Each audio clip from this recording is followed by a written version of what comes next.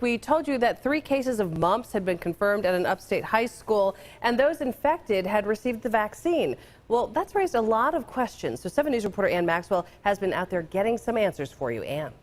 Amy, these cases have been confirmed this school year at Westside High School in Anderson County. According to DHEC, cases of mumps nationwide among young adults, like we're seeing here, could indicate waning immunity years after they're vaccinated. Health experts say vaccination is still the best way to prevent mumps.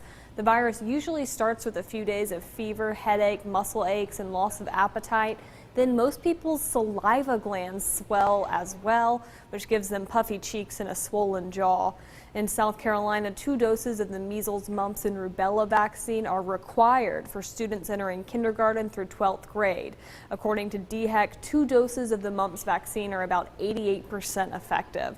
However, those who have been vaccinated do typically get less sick if they do get sick and are therefore less likely to spread the mumps to others.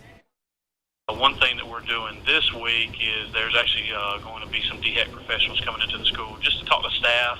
You know, staff has any questions about what's going on, if they have any medical type questions or questions about immunizations.